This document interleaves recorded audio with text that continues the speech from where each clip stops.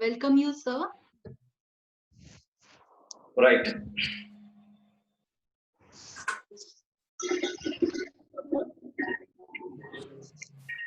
So,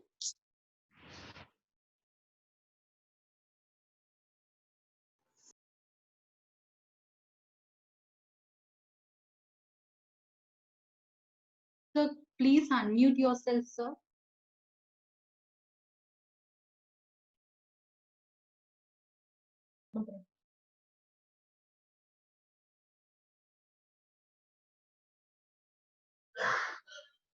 Sir, it's not audible, sir. Can you please unmute yourself?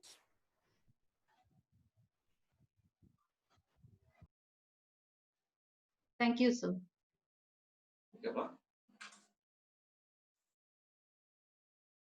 உங்க college principal உங்க professor Vidyasri madam இந்த program arrange பண்ணிருக்காங்க சொன்னா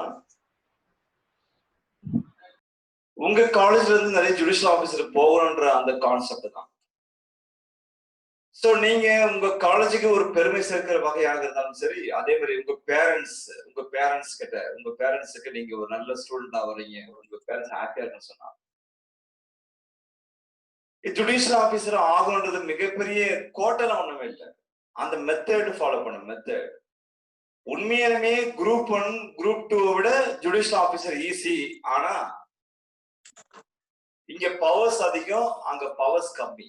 ஆனா அங்க ஆர்டருக்கு அதிகம் போடுறோம், இங்க கம்மியா போடுறோம். அப்ப ஐபிசி பொறுத்தவரை ஐபிசில இந்த சாப்டர் 2, 16, 17, 18 தான் இம்பார்ட்டன்ட் சொன்னா அதுதான் நீங்க படிக்கணும், மெயினா படிக்கணும். அதுக்கப்புறம் தான் அதை முடிச்ச பிறகு எக்ஸெப்ஷன் ஒரு டாபிக், எக்ஸெப்ஷன் சாப்டர் 4 எக்ஸெப்ஷன் விதிவிலக்குகள் சொல்லுவாங்க தமிழ்ல. நான் ஏன் தமிழ ரீஐட்ரேட் பண்ற சொன்னா ஜுடிஷியல் எக்ஸாமுக்கு ஒரு தமிழும் டிரான்ஸ்லேஷன் தேவைப்படுறதுக்காக சொல்ல வரேன். அப்ப exception topic chapter 4 is very very important. Exception விதிவிலக்குகள். இந்த எக்ஸெப்ஷன்ல தான் செக்ஷன் 76 to 106 எல்லாமே எக்ஸெப்ஷன் தான். செக்ஷன் 76 to 106 வரைக்கும் எல்லாம் எக்ஸெப்ஷன் தான். பட் எந்த செக்ஷன் படிச்சாலும் நத்திங் அன் அஃபென்ஸ் வரும். Nothing an offence. அப்ப சாப்டர் 4ல ஏதாச்சும் அஃபென்ஸ் பண்ணா அந்த அக்யூஸ்ட லா ப்ரொடெக்ட் பண்ணுது. எதுக்கு? Exception. the main reason is exception. For example, ட்ரங்கன்ல, இன்டாக்சிகேஷன்ல, குடிபோதையில ஒருத்த போய் சண்டை போடுறான். குடிபோதையில ஒருத்த போய் சண்டை போட்டு மர்டர் பண்ணான்னு சொன்னா அவனை மர்டர் பண்ணான்னு வராது. அதுல கண்டிஷன், அதுல வந்து எக்ஸெப்ஷன்ல அவன் அக்யூட்டட் ஆயிடுவாங்க. காரணம் அவன் போதையில இருந்தான்றதுக்காக. இன்டாக்சிகேஷன் பர்சன் போதையில இருந்தா சொன்னா அவன் அந்த லிக்கரை சாப்பிட்டே மர்டர் பண்ணது போக கூடாது. யாராச்சும் அவனுக்கே தெரியாம லிக்கர் கொடுத்திருந்து அதன் காரணமாக ஒரு பர்சனை பஸ் ஸ்டாண்டோ சினிமா தியேட்டர் வாசலோ அங்க போயிட்டு ஒரு பர்சன் மர்டர் பண்ணிட்டான்னு சொன்னா அவனுக்கு லா ப்ரொடெக்ட் பண்ணுது. அவன் எக்ஸெப்ஷன்ல வரான். Nothing happens. அதே மாதிரி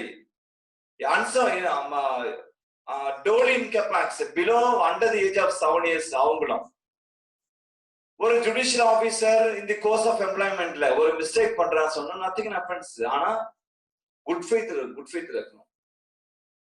96 to 106 அதுதான் ரைட் ஆஃப் பிரைவேட் டிஃபென்ஸ், தற்காப்பு உரிமை என்று சொல்லக்கூடிய ரைட் ஆஃப் பிரைவேட் டிஃபென்ஸ். நான் சொல்லக்கூடிய ஒவ்வொரு பாயிண்டும் எக்ஸாம் பாயிண்ட்டுக்கு யூஸ் ஆகக்கூடிய முக்கியமான செக்ஷன்ஸ். அதை நோட் பண்ணிட்டாலே போதும். அதுதான் important. Section 76 to section 96 to 106 தான். அதுவும் அது ரைட் ஆஃப் பிரைவேட் டிஃபென்ஸ்ல வரும், பட் எக்ஸெப்ஷன்ல தான் வரும் அதுவும். அப்ப 76 to 106 எல்லாமே எக்ஸெப்ஷன் தான். Especially 96 to 106 right of private defence also exception தான். என்ன right of private defence? For example ஒரு ஸ்டூடெண்ட் இருக்காரு. ஃபார் எக்ஸாம்பிள் எக்ஸ் என்ற ஸ்டூடெண்ட் இருக்காரு. எக்ஸ் என்ற ஸ்டூடெண்ட் என்ன அடிக்க வராரு. என் கூட இருக்கக்கூடிய அட்வொகேட் வீரர் செல்வம் எப்படி அடிக்கலாம் அப்படின்னு சொல்லிட்டு அவர் அடிக்கிறாரு. அவர் அடிக்க விட்டுலாம், என்ன அடிக்க வரப்ப நானே அடிக்கிறேன், எப்படி அடிக்கலாம் சொல்லிட்டு, அது ரைட் ஆஃப் பிரைவேட் டிஃபென்ஸ். ஏன்னா என் உயிரை நான் காப்பாத்திக்கணும். ரைட்டு. அதுக்கப்புறம் என்ன அதே ஸ்டூடெண்ட் அடிக்க வராரு. அப்ப அதே அட்வொகேட் வீரர் செல்வன் ஒரு பர்சன் அவரு போய் அடிக்கிறாரு, எப்படி அடிக்கிறா சொல்லிட்டு. அப்ப என்ன அர்த்தம்? அப்போ என்ன ப்ரொடெக்ட் பண்ண நானும் ப்ரொடெக்ட் பண்ணலாம், அவரும் ப்ரொடெக்ட் பண்ணலாம் அர்த்தம். சோ எக்ஸெப்ஷனை பொறுத்த வரையும் right of private defence not only my body, others body also. For example, madam இருக்காங்க, உங்க ப்ரொஃபசர் வித்யாஸ்ரீ மேடம், அவங்க செல்போன் நான் திருடுறதுக்கு பிளான் பண்றேன். அப்ப அவங்க போன் அவங்க கிளாஸ் எடுத்துக்கிற பிஸியா எடுத்துக்கிறப்போ அவங்க செல்போன் நான் எடுக்கிறேன்னு சொன்னா யாரும் அந்த மேடம் பாத்துறாங்க, என்ன பார்த்து ஓங்கி அடிக்கிறாங்க. ஆக்சுவலா அது தப்பு இல்லையா? அது ரைட் ஆஃப் பிரைவேட் டிஃபென்ஸ். ஏன்னா அவங்க ப்ராப்பர்ட்டியை சேவ் பண்றாங்க. சோ அதே மாதிரி நான் மேடத்துல செல்போன் எடுக்கிறேன்னு சொன்னா, எங்க மேடம் செல்போன் நீங்க எப்படி எடுக்கலாம் சொல்லிட்டு ஸ்டூடெண்டா இருக்கக்கூடிய நீங்க எக்ஸல் பர்சன் என்ன அடிக்கிறீங்க? ஆக்சுவலா அடிக்க முடியுமா? நான் அடிக்கலாம். ரைட் ஆஃப் பிரைவேட் ப்ரொடெக்ட் பண்ணுது. அப்போ not only my body, others body, not only my property, others property, எது பண்ணாலும் ப்ரொடெக்ட் பண்றதுக்காக அடிக்கலாம். தன்னுடைய உயிரை பாதுகாப்பதற்காக மட்டுமல்ல, பாதுகாப்பதற்காகவும். தன்னுடைய சொத்து cellphone மூவல் property, not only my property, other property also என்ற பல பாயிண்ட்ல திங்க் பண்ணி பார்க்கணும். அது சம்பந்தப்பட்ட ஏரியா. இப்ப நான் சொல்லக்கூடிய விஷயம், ஒரு சிபிசினாலுமே ஒரு மாறும் குழப்பமா இருக்கும். சிபிசினாலுமே என்ன? சிபிசி ஒரு சிவில் மேட்டர்ல பயன்படுத்தக்கூடியதா சிவில் ப்ரொசீஜர் கோட். இந்த சிபிசில கொஸ்டின்ஸ் எப்படி எல்லாம் வரலாம் அப்படின்னு. இந்த சிபிசி பொறுத்தவரை ரொம்ப ட்ரையா இருக்கிற மாதிரி இருக்கும். அது இந்த டைமா 12 கொஞ்சம் ஒரு மாதிரி தான் இருக்கும். ஜஸ்ட் 5 minutes இருக்கு. இந்த சிவில் ப்ரொசீஜர் கோடு ரொம்ப ரொம்ப important in respect of exam point of view. அது ஜுடிஷியல் எக்ஸாம் தேவைப்படுது. ஏன்னா உங்களுக்கு வாங்கக்கூடிய போஸ்டிங் மேஜிஸ்ட்ரேட்டா போடலாம், முன்சீஃபாவும் போடலாம். அப்ப முன்சீஃபா போட்டோம்னு சொன்னா சிவில் மேட்டர்ல ரொம்ப ரொம்ப எக்ஸ்பர்ட்டான அவசியம் இல்லை. சிவில் மேட்டர் நல்லா தெரிஞ்சுக்கணும்னு சொல்ல வரணும். எக்ஸ்பர்ட்டா இருக்கணும்னு சொன்னா லா பொறுத்தவரைக்கும் அப் டு டெத் வரைக்கும் எக்ஸ்பர்ட் படிச்சுட்டே கிடையாதுதான். அதெல்லாம் பிரச்சனை இல்லை. அது சமம் தெரிஞ்சுக்கணும். எப்ப எக்ஸ்பர்ட் ஆக முடியும்? லைஃப் ஃபுல்லா படிச்சுட்டே இருந்தா ஒரு நாள் எக்ஸ்பர்ட் ஆகலாம். அந்த எக்ஸ்பர்ட்டும் திரும்பி புக்கு தான் படிக்கணும். சோ நம்ம லைஃப் அப் டு டெத் வரைக்கும் லாயர்ஸ் வரைக்கும் புக்ஸ் படிச்சுட்டே தான் இருக்கணும். சோ லைஃப்ல வி ஆர் ஸ்டூடெண்ட் தான். வெதர் பிஹெச்டி முடிக்கலாம் ஆர் பெரிய போஸ்டிங் போலாம், எனிதிங் போலாம். ஆனால் எதுவா இருந்தாலும் சரி நம்ம லைஃப்ல படிச்சுட்டே தான் இருக்கணும். இந்த பாயிண்ட்ல இந்த சிவில் ப்ரொசீஜர்ல ஒரு ஃபார்மாலிட்டிக்கு ஒன்று சொல்றேன் எப்படி கொஸ்டின்ஸ் வரும் அப்படின்ற பாயிண்ட்ல.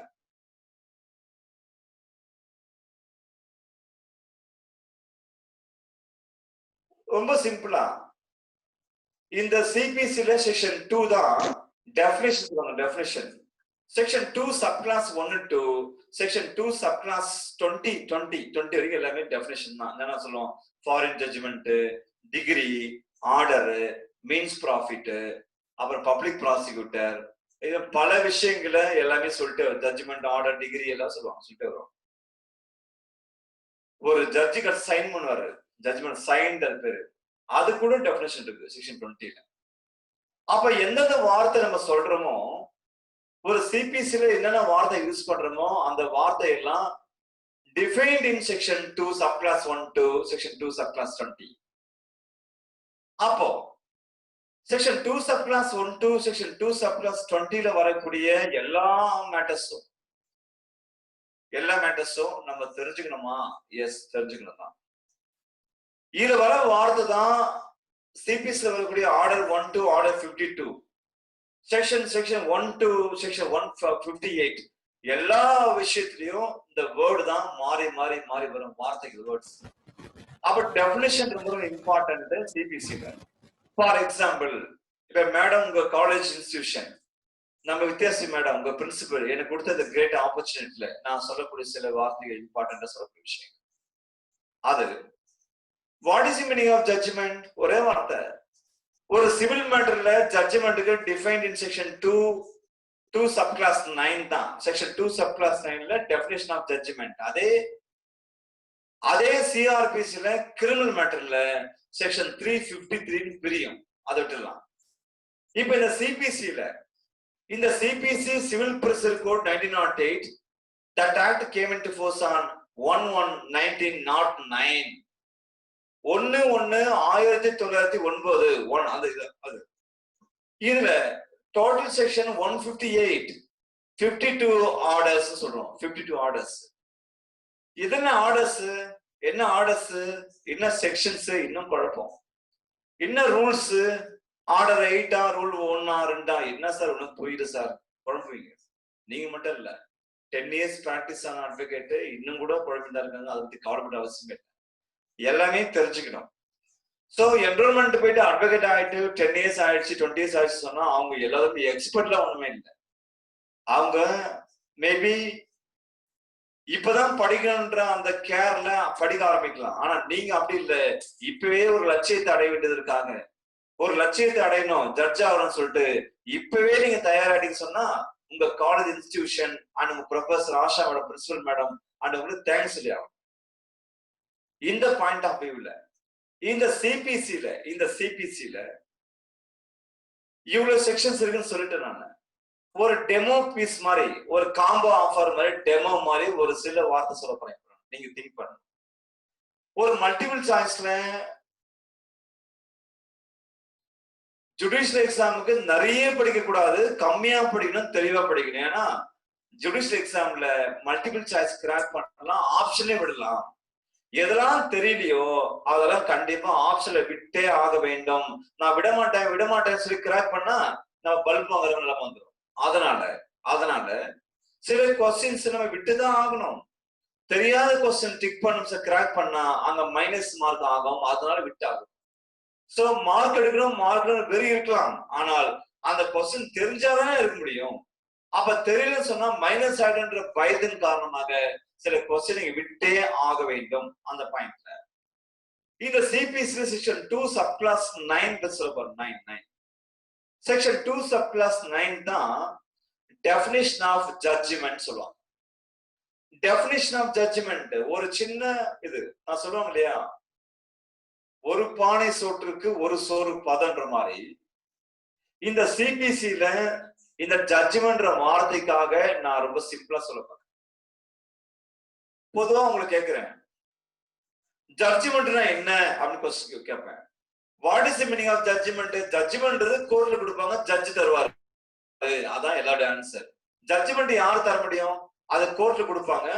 ஜட்ஜ்மெண்ட் கிவன் பை ஜட்ஜ்ன்றது ஆன்சர். உண்மைதான், எந்த மாற்றமும் இல்லை. அதே சமயத்தில் ஒரு லா ஸ்டூடெண்ட், ஒரு ஜுடிஷியல் எக்ஸாம் எழுதக்கூடிய நீங்க தெரிஞ்சு கொள்ளக்கூடிய யூ மஸ்ட் நோ தட். அதுதான் ஜட்ஜ்மெண்ட். என்னன்னு கேட்டா, according to section 2 sub clause 9 CPC 1908 உரிமையல் நடைமுறை சட்டம் சொல்லுவாங்க தமிழ்ல. தமிழ் வார்த்தை கொஞ்சம் தெரிஞ்சுக்கணும். இந்த சிவில் ப்ரொசீஜர் கோட் 1908ல செக்ஷன் 2 சப் கிளாஸ் 9 தான் அது டெஃபினிஷன் ஆஃப் ஜட்ஜ்மெண்ட். என்ன ஜட்ஜ்மெண்ட் என்னவா இருக்கும்? ஜட்ஜ்மெண்ட் மீன்ஸ் அதெல்லாம் ஒண்ணுமே இல்லை, ரொம்ப சிம்பிளா. Judgment means it's a statement.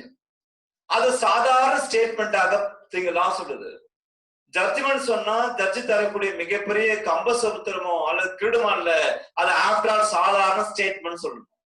அப்ப what is the meaning of judgment? Judgment is a statement தான். ஆனால் that statement given by civil court judge, the statement given by judge on the grounds of degree and order ஒரு point மைண்ட்ல வச்சுக்கிறீங்க. நான் அப்புறம் சொல்றேன்.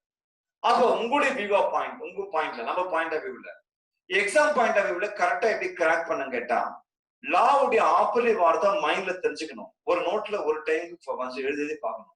அது லாட்டின் மேக்ஸிமா இருக்கட்டும், கேஸா இருக்கட்டும், அமெண்ட்மெண்டா இருக்கட்டும். நான் சொல்ல பாருங்க, கேஸ் இந்த கேஸ் டச் பண்ணல, நான் சொல்ல போற கேஸ். சோ அப்ப section 2 subclass 9ல judgment means statement, the statement given by judge on the grounds of order or degree என்ற பாயிண்ட் நீங்க நோட் பண்ணணும். அதான் பாயிண்ட். அப்போ ஜட்ஜ்மெண்ட் சொன்னா அது தருவாங்க, இது தருவாங்க, அதெல்லாம் nothing. Judgment is after set, after போட்டு போறீங்க. Judgment is statement given by judge on the grounds of degree or order என்ற ஒரு பாயிண்ட் ஃபுல் ஸ்டாப். இதுதான் பாயிண்ட். அப்ப மல்டிபிள் சாய்ஸ்ல ஒரு क्वेश्चन எப்படி வரும் அப்படின்னு சொன்னா, under CPC judgment means சொன்னா மல்டிபிள் சாய்ஸ்ல option A judgment is a statement, option B given by judge, option C on the grounds of order or degree, option D all the above இருந்தா ஹாப்பியா all the above crack பண்ணிட்டு வந்துட்டே இருக்கலாம். ஜாலியா collar தூக்கி போட்டு exam முடிச்சு ஜாலியா வந்துட்டே இருக்கலாம் நீங்க அந்த எக்ஸாம் ஹால்ல இருந்து. அவ ஜுடிஷியல் எக்ஸாம் கிராக் பண்ற நீங்க இது மாதிரி பேசிக் இன்ஃபர்மேஷன் மைண்ட்ல வச்சுட்டு எக்ஸாம் படிக்க போறப்பவே ஜாலியா போனோம்.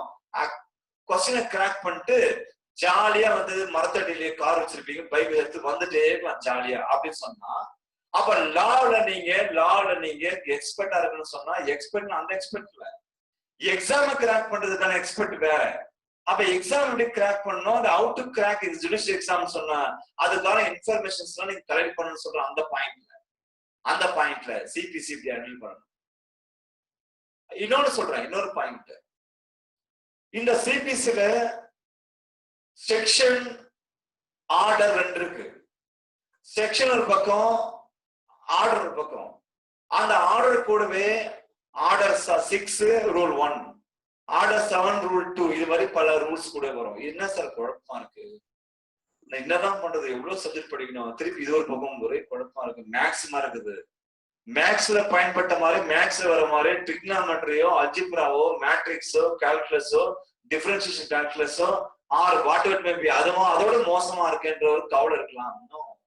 நோ, ஒரு கோர்ட்ல சிபிஎஸ்சில அவுட் ஆஃப் 52 ஆர்டர்ஸ் இருந்தாலும் கூட 158 செக்ஷன் இருந்தாலும் கூட கோர்ட்ல அப்ளிகேஷன் ஆகலாம் ரொம்ப ரொம்ப கம்மி என்று தெரிஞ்சுக்கணும். ஆனா ஜுடிஷியல் பாயிண்ட் ஆஃப் வியூல நிறைய படிக்கணும். ஆனா பிராக்டிஸ்ல கம்மியான ப்ரொவிஷன்ஸ் தான் வரும்ன்றது ஃபர்ஸ்ட் மைண்ட் நீங்க செட் பண்ணிக்கணும். எல்லாமே ஹியூமன் பீயிங் தான். இனி ஈவினிங்குள்ள இதெல்லாம் முடியும் சொன்னா முடியாது, இவ்வளவுதான் பண்ண முடியும். அதான் கெப்பாசிட்டி. ஃபார் எக்ஸாம்பிள், ஏன் காலேஜ் எல்லாம் வந்து 40 மினிட்ஸ் வச்சிருக்காங்க, 45 மினிட்ஸ் வச்சிருக்காங்க அந்த டைமிங் ப்ரொஃபசர் கிளாஸ் பண்றதுக்கு. பிரெயினுடைய கெப்பாசிட்டி அவ்வளவுதான் கெப்பாசிட்டி. சோ பிரெயினுடைய கெப்பாசிட்டி 40 மினிட்ஸ் மேல எப்பவுமே கான்சன்ட்ரேஷன் பண்ண முடியாது. நிச்சயமாக ஒரு பிரேக் வேணும்ன்ற அந்த டாபிக் தான் எல்லா ஸ்கூல்லயும் அந்த டைம் வந்து 1 hour குள்ள வச்சிருப்பாங்க, 50 மினிட்ஸ் வச்சிருப்பாங்க. இப்ப நான் சொல்ற பாயிண்ட், இந்த சிபிசில ஜட்ஜ்மெண்ட்ல இருந்து இது மாதிரி क्वेश्चन வரும், ஸ்டேட்மெண்ட் வரும். உங்க டவுட் அந்த ஆர்டர்ல வரக்கூடிய ஆர்டர் 7 ரூல் 1 இதெல்லாம் என்ன செக்ஷன் சொன்னா, செக்ஷன் ஒரு செக்ஷன் ரிஜிட்டா இருக்கும், யாரும் மாத்த முடியாது, அது லா மேட் பை பார்லிமெண்ட் மாத்த முடியாது. ஆனால் ஆர்டர்ஸ் பொறுத்த வரைக்கும் அந்தந்த ஸ்டேட் கவர்மெண்ட் அவங்க ப்ரொசீஜர்ல நிறைய அமெண்ட்மெண்ட் கொண்டு வருவாங்க ஒரு பக்கம். சோ அத நான் சொல்றேன். இப்ப என்னுடைய பாயிண்ட்ல நான் சொல்லக்கூடிய பாயிண்ட், இந்த டைம்ல ஒரு கோல்டன் ஆப்பர்ச்சுனிட்டி, இந்த டைம்ல எது சொல்லணும் அதான் சொல்லணும். ஒரு சிபிசி சொன்னா, சிவில் ப்ரொசீஜர் கோட் சொன்னா, ஒரு அமெண்ட்மெண்ட் ரொம்ப ரொம்ப இம்பார்ட்டன்ட். அமெண்ட்மெண்ட் எல்லா லாவிலையும் அமெண்ட்மெண்ட் முக்கியம் தான். ஆனா சிபிசி பொறுத்தவரையில் ஒரு இம்பார்ட்டன்ட் அமெண்ட்மெண்ட் சொல்ல போறேன், அந்த அமெண்ட்மெண்ட் நோட் பண்ண போறேன். ஒரு சிவில் மேட்டர் டீல் பண்ணா, ஒரு கேஸ் போட்டா அதை முடிக்கிறதுக்கு 25 வருஷம் 40 வருஷம் ஆகும் ஒரு பீரியட்ல. ஏன் ஒரு ஜெனரேஷன் அழிஞ்சு அடுத்த அழிஞ்செல்லாம் இருக்கு, நிறைய இன்னமும் பெண்டிங்கா இருக்கு. அந்த பாயிண்ட்ல ஏன் ஒரு சிவில் மேட்டர் டிலே ஆகிட்டே இருக்குது? சோ ஸ்பீடி ட்ரையல் வரணுன்றதுக்காக ஒரு அமெண்ட்மெண்ட் கொண்டு வந்தாங்க. அந்த அமெண்ட்மெண்ட் தான் 17/2002 அமெண்ட்மெண்ட். 1999ல நோட் பண்ணிக்கிறீங்க, சிபிசில 1999 அமெண்ட்மெண்ட் இன்சர்ட் பண்ணாங்க. That 1999 amendment came into force on 1/7/2002. 1999ல ஒரு சிபிசில ஸ்பீடா முடியணுன்றதுக்காக ஒரு லா கொண்டு அமல் பண்ணுவாங்க. அப்ப அதுக்கு முன்னால ஸ்பீடு இல்ல, ஒரு ஆம வேகத்துல போகும், மெதுவா போகும் ஒரு கேஸ். இப்பதான் அந்த 1999ல ஒரு அமெண்ட்மெண்ட் கொண்டு வந்தாங்க. That amendment came into force on 1/7/2002 தான். அப்ப 1/7/2002 சொன்னா அந்த கேஸ்ல அதுக்கான ஒரு முக்கியமான கேஸ் இருக்கு. அந்த கேஸ் தான் இம்பார்ட்டன்ட் கேஸ். அதுதான் இந்தியாவுக்கே தமிழ்நாட்டுக்கே ஒரு டிஸ்ட்ரிக்ட் இருக்கு. அந்த டிஸ்ட்ரிக்ட் தான் ஒரு ஃபேமஸான ஒரு அருமையான டிஸ்ட்ரிக்ட், இந்தியாவே பார்க்கக்கூடிய ஒரு முக்கியமான டிஸ்ட்ரிக்ட். அதுதான் சேலம் டிஸ்ட்ரிக்ட். அப்ப சேலம் மாவட்டம் தான் இந்தியாவுக்கே தமிழ்நாட்டுக்கே முக்கியமான டிஸ்ட்ரிக்ட். ஆனா எஸ், சேலம் மாவட்டம் தான், சேலம் டிஸ்ட்ரிக்ட் தான். அப்போ ஒரு கேஸ் இருக்கு. ஒரு case Salem bar association, Salem bar association versus union of இந்தியான்ற ஒரு கேஸ் ரொம்ப ரொம்ப important in respect of civil procedure code amendment. அப்போ ஒரு சிவில் மேட்டர்ல Salem bar association versus union of India case தான் முக்கியமான கேஸா? Yes, that is important case. அப்ப எதனால? அதுதான் அது லேட்டஸ்ட் அமெண்ட்மெண்டான கேஸ். அது அது நாட் டு டிலே. அதான் ஒரு வழக்கை டிலே பண்ணாத, நாட் டு டிலேன்ற ஒரு பாயிண்ட்டும் ஸ்பீடி ட்ரையலுக்காக கொண்டு வரப்பட்ட ஒரு முக்கியமான அமெண்ட்மெண்டாக நீங்க மைண்ட்ல வச்சுக்கணும். ஃபியூச்சர்ல என்ரோல்மெண்ட் படிக்கிறப்போ ஒரு டிசைன் மைண்ட்ல கிடைக்கும். பட் இப்ப ஸ்டூடெண்டா இருக்கக்கூடிய உங்களுக்கு எந்த செட்டப்ப சொன்னா, எந்த ஒரு வார்த்தை சொன்னா ஒரு ஸ்டூடெண்ட்டுக்கு புரியுன்ற அந்த வார்த்தை தான் யூஸ் பண்ணலாம். சோ எடுத்தோடனே எனக்கு தெரியுன்றதுக்காக நான் பயங்கரமா அந்த இது சொல்லிட்டு ஆபிரகாம் லிங்கன் சொன்னார் சொல்லிட்டு the 407 years ago our father brought forth on this continent a nation conceived liberty dedicated அப்படிலாம் சொன்னா புரியாது. as a student judicial exam ஆஸ்பிரண்ட்ஸ்க்கு உங்க மைண்ட்ல இந்த கர்ஃபியூ பீரியட்ல எந்த அளவுக்கு மைண்ட் டிஸ்டர்ப் ஆயிருக்கும். செல்போன் மட்டும் இல்லைன்னு சொன்னா எல்லாமே தற்கொலை பண்ணிக்கிறவங்களாம் வந்துடும். நீங்களாம் செல்போன்ல முடங்கி இருக்கிற இந்த நேரத்துல காலேஜா ஜூம் ஆப்பா நிம்மதியாவே இல்ல, தூங்க முடியல என்ற அந்த ஃபீலோட சொல்றேன். பட் நீங்க இதுவா இருந்தாலும் இந்த கிளாஸ் உங்களுக்கு ரொம்ப யூஸ்ஃபுல்லா இருக்குன்ற அந்த நம்பிக்கை எனக்கு உண்டு. அதே சமயத்தில் ஒரு இன்னொன்னு சொல்லணும். இந்த ஜுடிஷியல் எக்ஸாம் செட்டப்புக்கு நான் சொல்ற மாதிரி எல்லா லாவும் பார்த்துட்டோம். நான் லைட்டா இந்தியன் கான்ஸ்டிடியூஷன் செக் சொல்லிடுறேன். இந்தியன் கான்ஸ்டிடியூஷன் வரக்கூடிய இந்தியன் கான்ஸ்டிடியூஷன் 1950 அதுல வரக்கூடிய 22 பார்ட்ல நீங்க அதிகமா கான்சென்ட்ரேஷன் பண்ணக்கூடிய பார்ட் நம்பர் 2 இல்ல, part number 3 and part number 4 தான் ரொம்ப ரொம்ப important. Fundamental right and DPSP ரொம்ப இம்பார்ட்டன்ட். அப்போ இந்தியன் கான்ஸ்டிடியூஷன்ல part number 2 part number 2 part number 3 part number 4 இதெல்லாம் ஒரு பக்கம் இருந்தாலும் கூட சில இன்ஃபர்மேஷன் பார்ட் நம்பர் 1ல இருக்கு. அதுதான் டெரிட்டரி. ரொம்ப இம்பார்ட்டன்ட் டெரிட்டரி. அது ஒரு क्वेश्चन இருக்கு, நிறைய பேர் கேட்டே இருப்பாங்க. இந்தியா இஸ் ஆல்சோ கால்டு பாரத்னு சொல்லுவாங்க. ஆர்டிகல் 1ல வரக்கூடிய முக்கியமான பாயிண்ட் அதுதான்.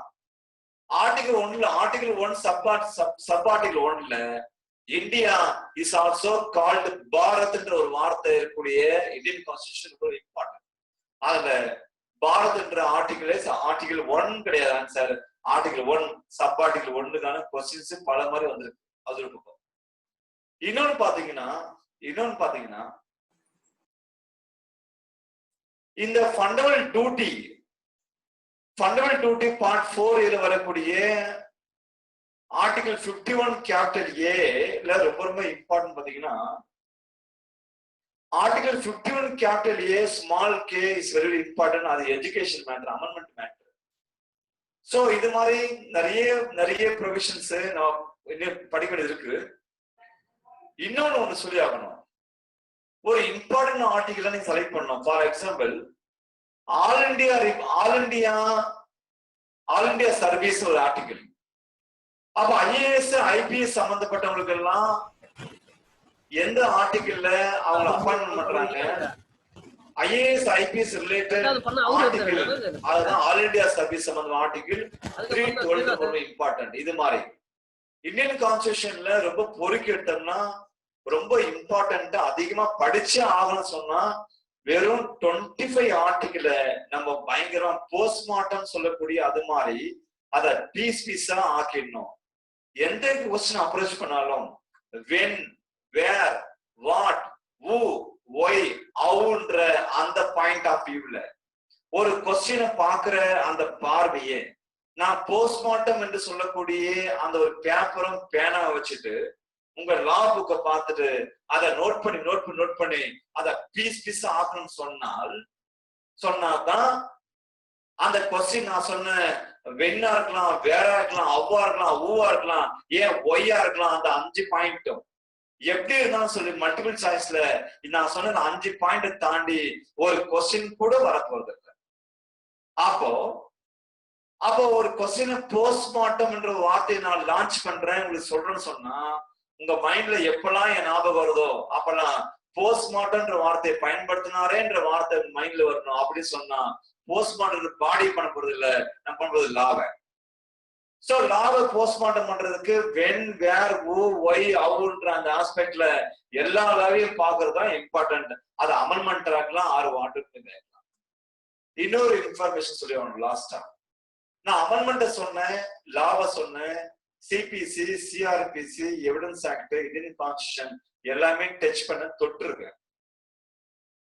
உங்களுக்கு நம்பிக்கை வருவதற்கான ஒரு சிச்சுவேஷன் உருவாக்கி இருக்கேன். ஆக்சுவலா இந்த கர்ஃபியூ பீரியட்ல ஒரு கான்பிடென்ட் ரொம்ப இழந்துட்டாங்க. ஆக்சுவலா ஒரு கான்பிடென்ட் இழந்துட்டாங்க. அந்த கான்பிடென்ட் தான் நம்ம இந்த கிளாஸ், உங்க காலேஜ் பிரின்சிபல் மேடம் மாஷா மேடம், உங்க மேடம் வித்யாஸ்ரீ மேடம், இவங்கெல்லாம் உங்க காலேஜ் தேங்க்ஸ் சொல்லணும்.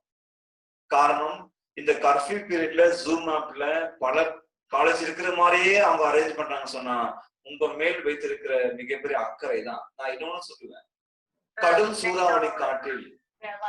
சூறாவளி காற்றில் கொட்டுகிற மழையில் மழை பொழிந்து நின்ற பிறகு ஒரு வெளிச்சம் அவன் மீது படுமையானால் அவனுக்கு எந்த அளவுக்கு நம்பிக்கை வருமோ அந்த அளவுக்கு நம்பிக்கையை நான் ஊட்டுகிறனோ இல்லையோ என் மூலமாக உங்கள் கல்லூரி உங்களை தயார்படுத்துகிறது.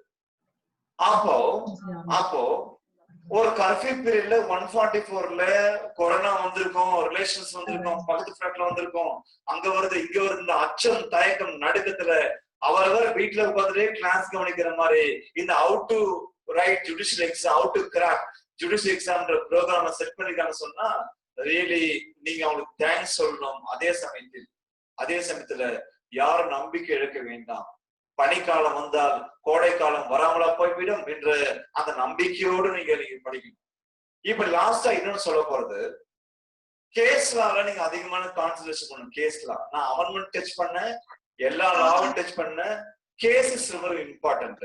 கேஸ் சொன்னா அத்தாரிட்டி எந்த லா படிச்சாலும் கேஸ் சைட்டேஷன் பேஜ் அதெல்லாம் போய் அதெல்லாம் இல்ல, அதெல்லாம் யாரும் ஏமாறாதீங்க. ஒரு கேஸ் சொன்னா நான் ஒரு வார்த்தை சொல்லுவேன், ஒரு கேஸ் போட்டுக்கணும். ஃபார் எக்ஸாம்பிள் ஆசிட் அட்டாக்னு சொன்னா, ஆசிட் சொன்னா தமிழ்ல அமிலம், ஆசிட் ஊத்திட்டான் அப்படின்னு சொல்லுவோம். அந்த ஆசிட் அந்த பொண்ணு மேல ஊத்தினான் அப்படின்னு சொல்லுவோம் காலேஜ்ல. ஆசிட் ஒரு ஆசிட் அட்டாக் சொன்னா அந்த ஆசிட் சொன்னா ஒரு கேஸ் ஞாபகம் வரும். அந்த கேஸ் தான் லக்ஷ்மி வெர்சஸ் டெல்லி அட்மினிஸ்ட்ரேஷன். அப்ப லக்ஷ்மி வெர்சஸ் டெல்லி அட்மினிஸ்ட்ரேஷன் தான் ஆசிட் அட்டாக்கான கேஸ். கேட்டா எஸ், அது ஆசிட் அட்டாக்கா இருக்கலாம், ஆசிட் த்ரோவிங்கா இருக்கலாம், ஆர் ஆசிட் அட்மினிஸ்ட்ரேட்டா இருக்கலாம். வாயில ஊத்துவாங்க ஆசிட், குடி சாப்பிடிப்பாங்க. அது மாதிரி ஆனா எதுவாக இருந்தாலும் சரி, ஒரு ஆசிட் அட்டாக் சொன்னா உங்க மைண்ட்ல வரக்கூடிய முக்கியமான கேஸ் அது லக்ஷ்மி வெர்சஸ் டெல்லி அட்மினிஸ்ட்ரேஷன் தான். அதுக்கப்புறம் இன்னொரு கேஸ் டெல்லி கேங் ரேப். டெல்லியில ஒரு கேங் ரேப் நடந்துச்சு, முக்கியமான கேஸ். அப்போ கேங் ரேப் அப்படி சொன்னா செக்ஷன் ஞாபகம் வரணும், அது கூடவே நான் சொல்ற கேஸ் ஞாபகம் வரணும். செக்ஷன் 376 கேபிட்டல் டி, அதுதான் கேங் ரேப்புக்கான செக்ஷன். செக்ஷன் 376 கேபிட்டல் டி தான் கேங் ரேப்புக்கான செக்ஷன். அப்ப கேங் ரேப் சொன்னா ஒரு கேஸ் ஞாபகம் வரணும். அந்த கேஸ் பேரு உங்களுக்கு தெரியும், Nirbhaya. Nirbhaya versus Delhi administration. Nirbhaya versus Delhi administration. அது மாதிரி இன்னொரு வார்த்தை சொல்றேன். ஃபார் எக்ஸாம்பிளுக்கு இல்லீகல் டிடென்ஷன் அப்படின்னு சொல்றோம். சட்டத்திற்கு புறம்பாக சிறையில் வைத்தல், இல்லீகல் டிடென்ஷனுக்கான ஒரு கேஸ். ஞாபகம் இருக்கான்னு செக் பண்ணுங்க. நீங்க இந்தியன் கான்ஸ்டிடியூஷன் படிச்சிருக்கீங்க, மறந்துருக்கலாம், ஞாபகம் வச்சிருக்கலாம். ஆர்டிகல் 21 ஒரு ஆர்டிகல் இருக்கு, தெரியும். ஆர்டிகல் 21ல no person shall be deprived life and personal liberty except according to procedure established by law சொல்ற ஒரு ஆர்டிகல் படிச்சோம். அப்ப ஆர்டிகல் 21 பொறுத்த வரைக்கும் யாரையும் ஜெயில இருக்க கூடாது. ஆனா லா அதுக்காக மர்டர் பண்ணிருப்பா வைக்க முடியுமா? அதான் எஸ்டாப்ளிஷ்ட் பை லா சொன்னாங்க. சோ ஆர்டிகல் 21 படி, according to article 21, no person shall be deprived life and personal liberty except according to procedure established by law என்ற அந்த ஆர்டிகலுக்கான லேண்ட்மார்க் கேஸ் அப்படின்னு சொன்னா ATM Jabalpur versus Sivakanth சுக்லான்ற case தான் இம்பார்ட்டன்ட். ஆர்டிகல் 21க்கு ஏகப்பட்ட கேஸ் இருக்கலாம். எத்தனை கேஸாக இருந்தாலும் சரி, ஆர்டிகல் 21 பொறுத்த வரைக்கும் ஏடிஎம் ஜபால்பூர் வெர்சஸ் சிவகாந்த் சுக்லான்ற ஒரு கேஸ் ஞாபகம் வச்சுங்க. அது மாதிரி இன்னொன்னு ஒரு டையிங் டிக்ளரேஷன் அப்படி ஒரு கேஸ் எவிடன்ஸ் ஆக்ட்ல. எவிடன்ஸ் ஆக்ட்ல டையிங் டிக்ளரேஷன் சொல்லக்கூடிய மரண வாக்குமூலம். அவ மரண வாக்குமூலத்துக்கு ஒரே ஒரு கேஸ் தான் இருக்கு. இந்தியா ஃபுல்லா ஃபேமஸ் கேஸ், ஒரே பல கேஸ் இருக்கு. பட் ஃபேமஸ் கேஸ் சொன்னா அது ஃபேமஸ் கேஸ் சொன்னா அந்த case Pakala Narayanaswami, PAKK, Pakala Narayanaswami versus state of emperor. அப்ப Pakala Narayanaswami versus state of emperor தான் dying declaration case. Section 376D என்று சொல்லக்கூடிய கேங் ரேப்புக்கு Nirbhaya versus state of Delhi administration case. And also acid attack சொன்னால் அதுக்கு லட்சுமி கேஸ் தான் கேஸ். இன்னொரு கேஸ் ஈத்துனேசியா உங்க ப்ரொனன்சியேஷன் கருணை கொலை எத்தனேசியா இருக்குது. அப்ப எத்தனேசியான்ற வார்த்தை கேரளால ஈத்துனேசியான்வாங்க, நம்ம எத்தனேசியான்வாங்க, அவங்க ப்ரொனன்சியேஷன் யூஸ் பண்ணிக்கலாம். அப்ப எத்தனேசியாவுக்கு தமிழ்ல கருணை கொலை. அப்ப எத்தனேசியாவுக்கான லேண்ட்மார்க் கேஸ், ஃபேமஸ் கேஸ் என்னன்னு கேட்டா அது Aruna Shenbagam Aruna Ramachandra Aruna Shanbaug versus state of Bombay, Mumbai. அப்ப ராமச்சந்திரா அருணா சென்பக் கேஸ் தான் கருணை கொலை என்று சொல்லக்கூடிய எத்தனேசியாவுக்கான ஒரு ஃபேமஸ் கேஸ் சொன்னால் அது Aruna Ramachandra Aruna Shanbaug, CHNBOUGH Shanbaug. Aruna Ramachandra Shanbaug versus state of Mumbai. இந்த கேஸ் எத்தனேசியாவுக்கு important case. Excuse me, sir. Sorry for the interruption. Super imposition test ஒரு கேஸ் இருக்கு. Excuse me, sir. மண்டையோடு மேல் பதிவு சோதனைன்னு சொல்லுவாங்க. Excuse me, sir. In respect of super imposition test சொன்னா ஒரு பாடி, ஃபார் எக்ஸாம்பிள் சவிதா காலேஜ் பக்கத்துல இருக்கக்கூடிய ஒரு ஏரி ஒரு லேக் இருக்கு. அந்த லேக்ல ஒரு ஆளை அடிச்சு மர்டர் பண்ணி போட்டுறாங்க. ஒரு கல்லு கட்டி ஒரு 3 வருஷம் கழிச்சு அந்த பாடி ஒரு கவர்மெண்ட் ப்ராஜெக்டுக்காக